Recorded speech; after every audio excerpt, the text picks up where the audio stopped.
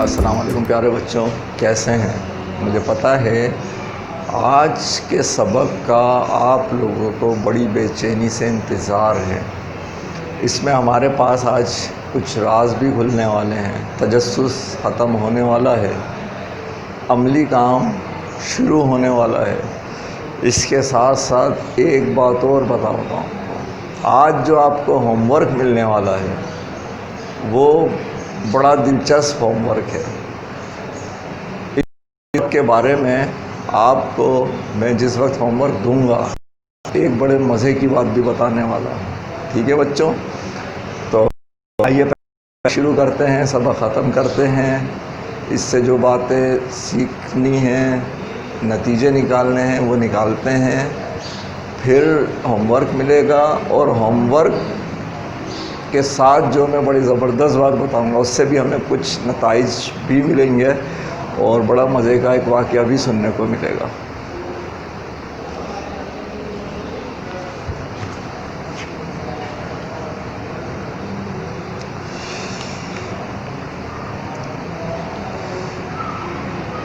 ہم لوگوں نے جو سبق کی آخری لائن پڑھی تھی وہ میں دوبارہ سے پڑھ دیتا ہوں جہاں سے چھوڑا تھا، پھر اس سے آگے کنٹینیو کریں گے۔ اس وقت ہاتھ مل مل کر پچھتاؤ گے، مگر پچھتانے سے کچھ ہاتھ نہ آئے گا۔ یدھشٹر اسی طرح سر نیچا کیے کھڑا رہا۔ بھیشم پتاما نے پھر کہا، ادھر آؤ اور میرے پاس کھڑے ہو کر بتاؤ کہ جب تمہارے دوسرے بھائیوں نے آدھی کتاب ختم کر لی ہے تو کیا وجہ ہے کہ تم کو ابھی تک پہلا ہی سبق یاد نہیں ہوا؟ نے جواب دیا، بابا سبق کا ایک حصہ غصے سے پرہیز کرو مجھے یاد ہو گیا ہے۔ گرو جی سے پوچھ لیجئے، اس دن جب انہوں نے میرے منہ پر تماچے مارے تھے تو میں نے ذرا بھی غصہ نہیں کیا تھا، مگر سبق کا پہلا حصہ سچ بولو مجھے ابھی تک یاد ہوا۔ کبھی کبھی جھوٹ منہ سے نکل ہی جاتا ہے، جب تک دل سے جھوٹ بھی دور ہو جائے تب تک میں کیسے کہ مجھے سبق یاد ہو گیا ہے، اور خاص کر اس حالت میں جب کہ میرا سبق ہی یہ ہے، سچ بولو غصے سے پرہیز کرو۔ بھائی دریودھن اور بھائی بھیم کو بھی یہ سبق ابھی تک یاد نہیں، مگر انہوں نے جھوٹ موٹ کہہ دیا ہے۔ میرا قصور صرف یہ ہے کہ میں نے جھوٹ نہیں بولا اور سچ سچ کہہ دیا ہے کہ مجھے ابھی تک اپنی زبان اور طبیعت پر قابو حاصل نہیں ہوا۔ یہ جواب سننا تھا کہ گرو دروناچاریہ اور بھیشم پتاما کی آنکھیں کھل گئیں اور ان کو معلوم ہو گیا کہ یدھشٹر معمولی لڑکا نہیں۔ اس کے بعد گرو جی نے اس کو کبھی سخت سست نہیں کہا اور ہمیشہ کہا کرتے تھے کہ یہ لڑکا بڑا ہونہار ہے، جو پڑھتا ہے اس پر عمل کرتا ہے، یہ میرا نام روشن کرے گا۔ اور جنہوں نے ہندوؤں کی مشہور کتاب مہابھارت کا کبھی مطالعہ کیا ہے وہ جانتے ہیں کہ یدھشٹر نے گرو دروناچاریہ کی امیدوں کو پورا کیا اور ساری عمر جھوٹ اور غصے سے پرہیز کیا۔ تو بچوں تھا نا سبق کا آخری حصہ بڑا دلچسپ؟ ہمیں پتہ لگا کہ اصل میں پڑھنے کا مقصد کیا ہے۔ اصل میں پڑھنے کا مقصد، سبق یاد ہونے کا مقصد یہ ہے کہ ہم نے جو کچھ بھی پڑھا ہے اس کے اوپر عمل کریں۔ منہ زبانی یاد کرنا، اسے یاد کرنا نہیں بولتے، یہ تو میمورائز یا حافظے میں بٹھا لینا ہے۔ حافظے میں بیٹھنا الگ بات ہے، عمل میں آنا الگ بات ہے۔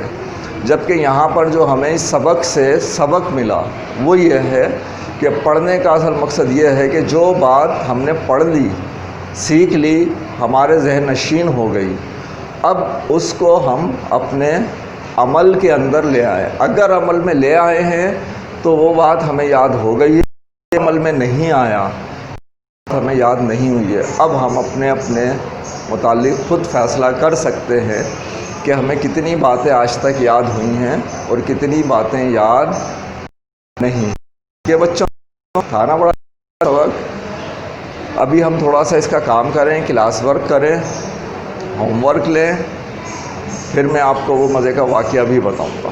ٹھیک ہے؟ تو سب سے پہلا جو ہمارا کام ہے, ایک سوال لے لیتے ہیں اور اس کے بعد ہم سبق کا خلاصہ کر لیں گے ببل کی صورت میں.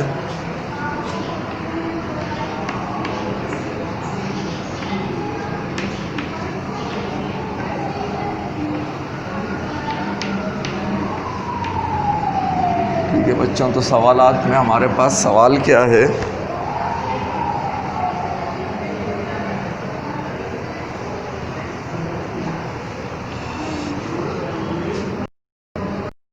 سوال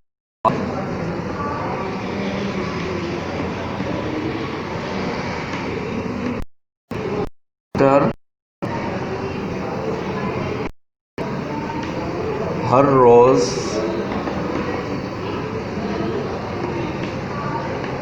کیوں کہتا رہا کہ مجھے ابھی سبق یاد نہیں ہوا.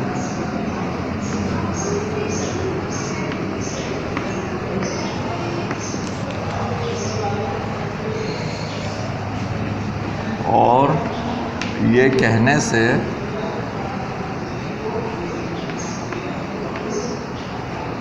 اس کا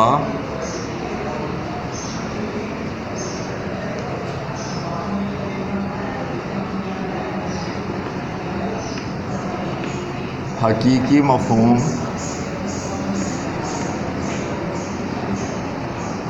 کیا تھا؟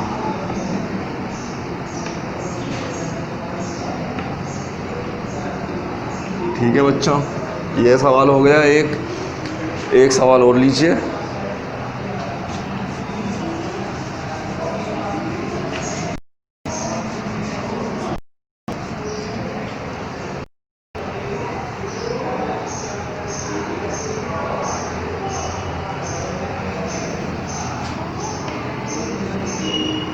اس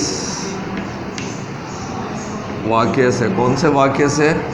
یہ جو رجسٹر کا واقعہ تھا, ہمیں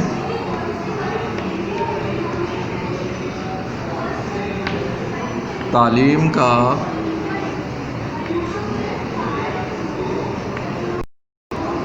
حقیقی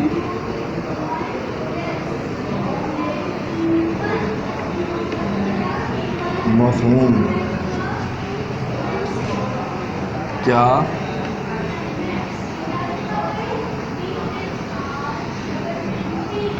سمجھ ہے.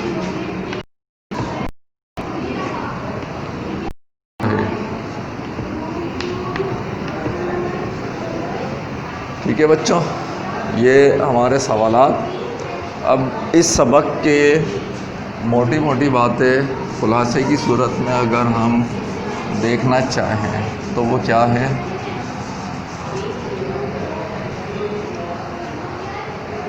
کیونکہ ہم نے سبق مختلف لیکچرز میں پورا کیا تو اس کو ایک نظر میں دیکھ لیتے ہیں. اس سے ہمیں فائدہ یہ ہوتا ہے کہ فوری وہ چھوٹے سے 2-4 پوائنٹس دیکھ کر 6 پوائنٹس دیکھ کر سبق یاد آ جاتا ہے, اور جب بھی ہم دوبارہ امتحان کی تیاری کے لیے یا پڑھنے کے لیے کسی کو بتانے کے لیے کھولتے ہیں تو بجائے اس کے پورے سبق 4-4 5-5 پیج پڑھیں, پوری کتاب ہم پڑھیں, جو ہم نے پوائنٹس نکالے ہوتے ہیں اس کی مدد سے ہمارے ذہن میں تبادلہ ہو جاتا ہے. ہمارے سبق جو ہے کہانیوں کی صورت میں تو ہوتے ہیں, بڑے مزے کے سبق ہیں, آ جاتا ہے. ہم ان پوائنٹس کی مدد سے اس سبق کو بتا بھی سکتے ہیں اور ذہن بھی کر سکتے ہیں. ٹھیک ہے, تو میں آج کے جو ہیں خاص اسے دیکھ لیتا ہوں, نکال لیتا ہوں. بلکہ ایک کام کریں, یہ ہے میرے پاس پوائنٹ میں نے لکھے ہوئے ہیں.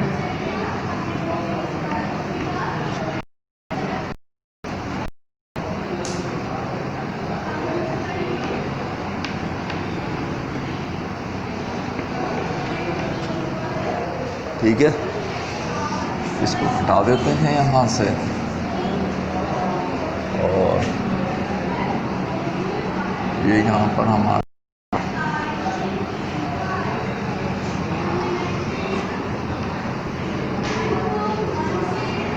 ٹھیک ہے ببل.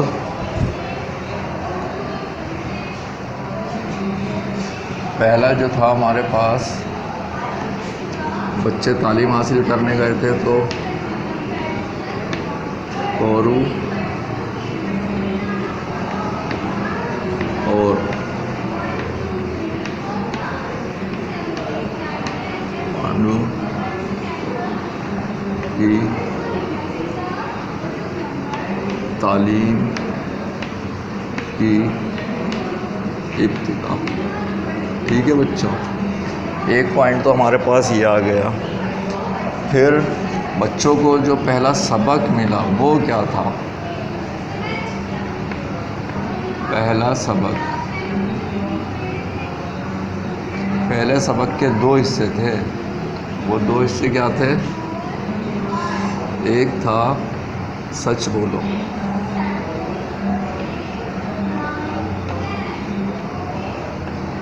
ٹھیک ہے, اور ایک تھا غصے سے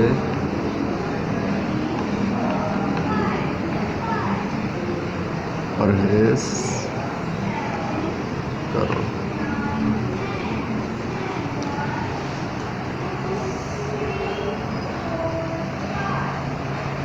اس میں اگر ہم دیکھیں تو یدھشٹر جو تھا اس کو سبق ہی یاد نہیں ہو رہا تھا اپنا, ہے نا.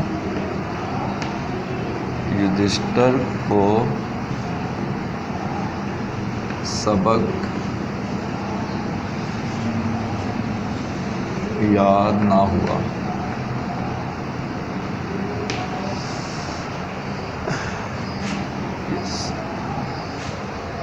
اس کو یہاں کر دیجیے. سچ بولو, ٹھیک ہے. پھر مہاراج جو تھے, مہاراج بھیشم پتاما, وہ پاٹھ شالا آئے تھے جو انہوں نے سب بچوں سے سبق سنا تھا. صرف ہم نے مہاراج بھیشم پتاما یہاں لکھا اور ہمیں ان کا پاٹھ شالا یاد آیا آنا. ٹھیک ہے,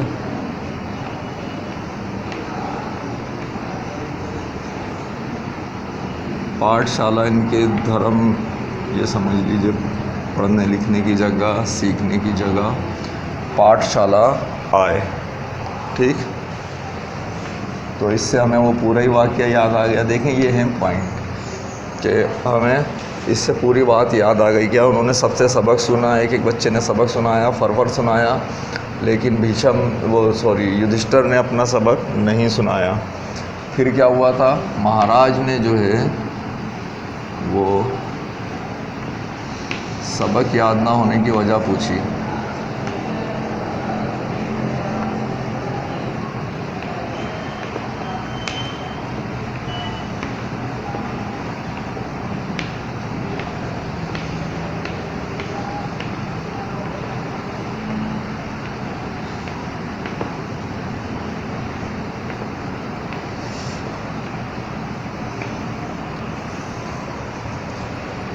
پھر یدھشٹر نے ان کو جواب دیا تھا. یدھشٹر کا جواب لکھنے کی ضرورت بھی نہیں ہے, ہے نا, ویسے ہی یاد ہے. کتنا پیارا جواب ہے, اور اللہ کرے ہمیں ہمیشہ یاد رہے.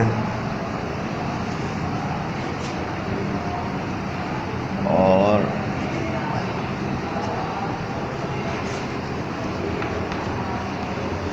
गुरु और महाराज पर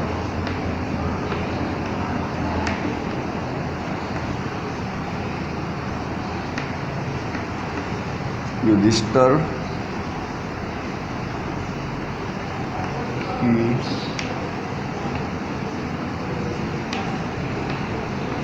काबिलियत जाहिर हो। ठीक है ना। तो इस जवाब से क्या हुआ था, महाराज पर और गुरु पर युधिष्ठिर की काबिलियत ज़ाहिर हो गई थी, ये कोई आम बच्चा नहीं है। अब अगर हम इस सबक को एक नज़र में देखना चाहें तो सिर्फ कितने पॉइंट, 1 2 3 4 5 6 7 बातें हैं। 7 बातों में जो अगर हम देखें, पहली तो इब्तिदाई है, क्या कौरव और पांडु की इब्तिदा हुई है तालीम की। पहला सबक मिला, गुस्से से परहेज़, सच बोलो, सच बोलना, गुस्से से परहेज़ करना है। युधिष्ठिर को सबक याद हुआ ही नहीं था, महीना निकल गया था, सब बच्चों ने आधी आधी किताब। अब देखें, इन्हीं पॉइंट्स की मदद से मैं इसको एक्सप्लेन कर रहा हूँ। ठीक है। महाराज भीष्म पितामह पाठशाला आए, उन्होंने आकर सबका सबक सुना और युधिष्ठिर से पूछा कि तुमको सबक याद क्यों नहीं हुआ। महाराज ने सबक याद ना होने की वजह पूछी। युधिष्ठिर ने जवाब दिया, क्या जवाब दिया था कि दरअसल उसके भाइयों को भी सबक याद नहीं हुआ, उन्होंने तो ऐसे ही कह दिया है कि सबक याद हो गया। वो अभी भी गुस्सा करते हैं और झूठ बोलते हैं। और युधिष्ठिर को पहला हिस्सा याद हो गया है कि उसे गुस्सा तो आना इंसान की फितरत है, उसने गुस्से पर काबू कर लिया है, परहेज़ करता है गुस्से से। कैसे कि उनके जो गुरु थे उन्होंने मार मार के उसका मुंह लाल कर दिया, लेकिन उसके बावजूद उसने गुस्सा नहीं किया। ठीक है। तो ये जो जवाब था दरअसल ये उसके उस्ताद और दादा उन लोगों के लिए इस बात की अलामत था कि ये एक काबिल बच्चा है, जो बोलेगा वो करेगा। इससे उसकी अमल की पुख्तगी भी ज़ाहिर हुई। ठीक है बच्चों, अब आते हैं हम होमवर्क की तरफ जो आपको मिलने वाला है। बड़ा मज़े का होमवर्क है। होमवर्क तो सिर्फ मज़े का, सिर्फ यही नहीं कि होमवर्क मज़े का है, इससे मुताल्लिक जो वाक़या है वो भी बड़ा मज़े का है और हमें उससे भी बहुत कुछ सीखने को मिलेगा इंशाअल्लाह। ठीक है। तो पहले मैं होमवर्क लिख दूं ताकि आपको कुछ सुकून हो, तजस्सुस थोड़ा सा कम हो कि ऐसा क्या होमवर्क मिलने वाला है तो होमवर्क, लेकिन मज़े की बात यह है कि होम यानी घर पर बैठकर करने का नहीं है।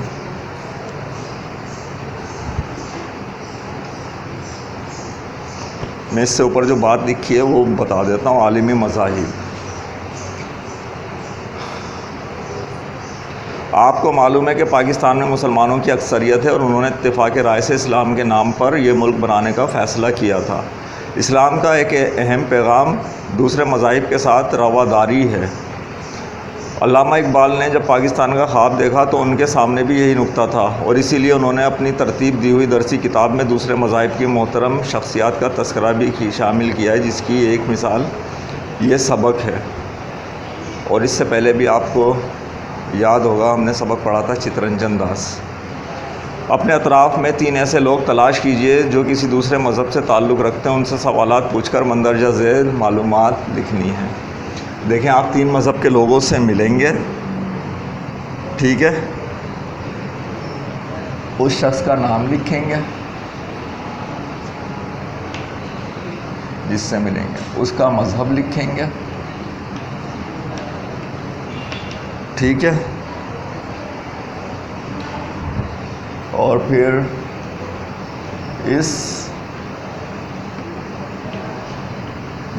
नहीं, उस जो वो मालूम करेंगे, ठीक है, उस मज़हब की बाज़ अहम किताबों के नाम,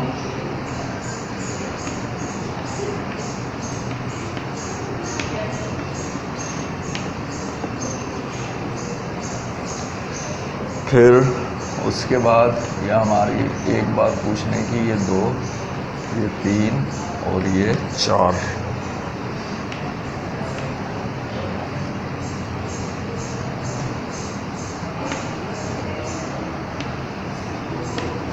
اس مذہب کا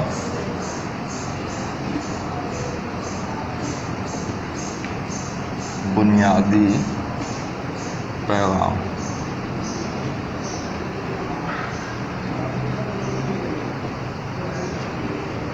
یہ 4 باتیں آپ نے پوچھنی ہیں غیر مذاہب کے لوگوں سے. 3 کوئی غیر مسلم لوگ ایسے ہوں جن سے آپ ملیں, ان سے ان کے مذہب کے بارے میں یہ 4 باتیں. پہلا تو اس کا نام, دوسرا اس کے مذہب کا نام. یہ معلوم کرنا تو کوئی بڑی بات نہیں. پھر اس مذہب کی بعض اہم کتابوں کے نام. ہر مذہب کی کچھ نہ کچھ کتابیں ہوتی ہیں جس میں ان کے مذہب کے متعلق معلومات موجود ہوتی ہیں, وہ آپ نے لکھنا ہے. اور اس مذہب کا بنیادی پیغام کیا ہے یہ لکھنا ہے. ٹھیک ہے. اب میں آپ کو وہ مزیدار واقعہ سنانے والا ہوں جس کا میں نے ذکر کیا تھا. اچھا بچوں, میں اس مذہب کے نام سے اور اس مذہب کے جو پیشوا تھے انہوں نے جو عمل کیا ان کے نام سے میں گریز کروں گا, کیونکہ انہوں نے جو عمل کا مظاہرہ کیا وہ بہرحال ان کا اپنا ذاتی فعل تھا, مذہب کا نہیں تھا. کوئی بھی مذہب رواداری کا منع نہیں کرتا. ٹھیک ہے. تو واقعہ یہ ہوا کہ یہی کام میں نے اب سے 4 سال پہلے بھی بچوں کو کرنے کے لیے دیا تھا. بچے گئے, مختلف مذاہب کے لوگ سے ملے. اس کے اندر وہ ایک مذہب غیر مسلم جو تھے ان کے پاس پہنچے. جب ان کے پاس وہ پہنچے تو ان کے جو مذہبی پیشوا تھے, میں یہ نام بھی نہیں لوں گا کہ وہ جو ہے مذہبی پیشوا میں پنڈت تھے, امام تھے. امام تو خیر ہمارے مسلم میں ہوتے ہیں, ٹھیک ہے, یا کون تھے, صحیح. بس صرف واقعہ اہم ہے. وہ یہ تھا کہ جب وہ وہاں پر پہنچے ہیں تو کیا ہوا, ان کے مذہبی پیشوا ان بچوں کے پیچھے پڑ گئے. چھوٹے بچے, 8 کلاس کے بچے کتنے بڑے ہوتے ہیں, چھوٹے چھوٹے بچے ہوتے ہیں. وہ ان سے پوچھنے گئے. وہ بول رہے ہیں یہ بتاؤ تم یہاں پر آئے کس مقصد کے تحت ہو. تمہارے مذہب والوں نے تقریب کاری کے لیے بھیجا ہے, وہ ہماری معلومات اکٹھی کرنا چاہ رہے ہیں. اپنا نام لکھواؤ, فون نمبر لکھواؤ, اسکول کا نام لکھواؤ. میں وہیں پر آ کے کمپلین کروں گا, میں کیس کروں گا تم لوگوں کے خلاف. تو بچے تو بیچارے 8ویں کلاس کے, ان کے تو ذہن میں بھی نہیں کہ یہ اتنا خطرناک کام ہو گیا. وہ بچے تو وہاں سے نام پتہ تو خیر انہوں نے لکھوا دیا اور ڈر کر بھاگ گئے بیچارے. اگلے دن جب میں کلاس میں آیا, ہوم ورک کا پوچھا تو بچوں نے مجھے پورا واقعہ بتایا اور وہ ڈر رہے, سر اب کیا ہوگا. میں نے کہا بیٹا کچھ بھی نہیں ہوگا. وہ کام جو انہوں نے کیا وہ ان کا ذاتی فعل تھا. شاید وہ بھی ڈر گئے ہوں یا ان کی سمجھ میں نہیں آئی, اتنی ذہنی وسعت ان کی نہیں تھی کہ وہ آپ کا جو مذہب ہے, میرا جو مذہب ہے, آپ کا مذہب ہے, کیا اس کی تعلیمات چھپانے والی چیزیں ہیں؟ یہ تعلیمات کا تو ہم پرچار کرتے ہیں, ہم پھیلاتے ہیں, عام کرتے ہیں, سب کو پیغام دیتے ہیں. ہمارا مذہب یہ کہہ رہا ہے, ہمارے مذہب کی یہ خاصیت ہے, ہمارے مذہب کا یہ پیغام ہے, یہ تو ہم بولتے ہیں. بچے ان کے پاس گئے ہیں پوچھنے تو وہ اس پر ناراض ہو گئے اور وہ بچے ڈر کر بھاگ گئے. کیا وہ بچے کبھی اس مذہب کے جو پیشوا ہیں ان لوگوں کے پاس جانے کے اگر ان کے دل میں خوف بیٹھ گیا کبھی ہمت کریں گے؟ تو بچوں ہمیں بھی اس معاملے میں اجتناب کرنا چاہیے. اگر کوئی ہم سے پوچھا, ہمیں رواداری کا, محبت کا, اخوت کا مظاہرہ کر کر اپنے مذہب کی معلومات دینی چاہیے, بتانی چاہیے. ہمارا مذہب کوئی اتنا برا مذہب تھوڑی ہے. چاہے میں ہر مذہب کی بات کر رہا ہوں, ہم اسے اچھا سمجھتے ہیں تو ہم اس پر عمل کر رہے ہیں نا, ٹھیک ہے. تو وہ کیا اتنا برا مذہب ہے کہ ہم اس سے دوسروں کو ڈرا کر بھگا دیں؟ وہ بچے کانپتے ہوئے میرے پاس آئے. تو یہ ہمیں سبق تھا کہ ہمیں ایسا نہیں کرنا چاہیے. کہ ہم اپنے مذہب کے متعلق خود ہی غلط فہمی پیدا کر دیں دوسروں میں، ٹھیک ہے؟ تو خیر میں نے تو بچوں کو سمجھایا کہ ان کا یہ ذاتی فیصلہ مذہب کا نہیں تھا، تمام مذہب اچھے ہیں، ہر مذہب کی تعلیمات اگر آپ بنیادی تعلیمات اٹھا کر دیکھ لیں تو وہ تقریباً ایک ہی ہوتی ہیں، ٹھیک ہے؟ تو آپ بھی بچوں ڈرنا نہیں، اور اگر کوئی ناراض ہوتا ہے تو آپ کو ناراض ہونے کی ضرورت نہیں، آپ چپ چاپ وہاں سے ہٹ جائیں۔ ویسے ایسا ہوتا نہیں ہے، اتفاق سے ان بچوں کے ساتھ ایسا واقعہ پیش آ گیا، ورنہ اس کے بعد بھی اور بچوں کو بھی ہوم ورک میں یہ کام دیتا رہا ہوں، کبھی ایسا نہیں ہوتا، ٹھیک ہے بچوں؟ تو یہ ہمارا واقعہ تھا۔ انشاءاللہ اگلے لیکچر میں اگلے سبق کے ساتھ ملاقات ہوتی ہے۔ اللہ حافظ۔